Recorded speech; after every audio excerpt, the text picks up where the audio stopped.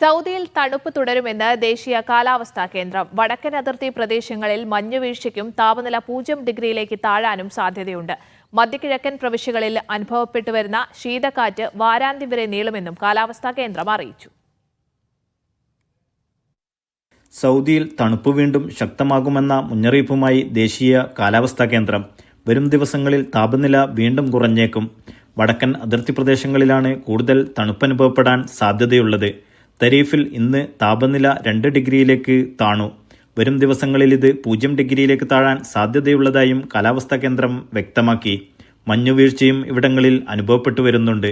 രാജ്യത്തിന്റെ ഇതര ഭാഗങ്ങളിലും തണുപ്പ് തുടരുകയാണ്. റിയാദ്, കിഴക്കൻ പ്രവിശ്യ, അൽഖസീം ഭാഗങ്ങളിൽ ശീതക്കാറ്റും പുലർച്ചെ സമയങ്ങളിൽ മൂടൽമഞ്ഞും അനുഭവപ്പെടുന്നുണ്ട്.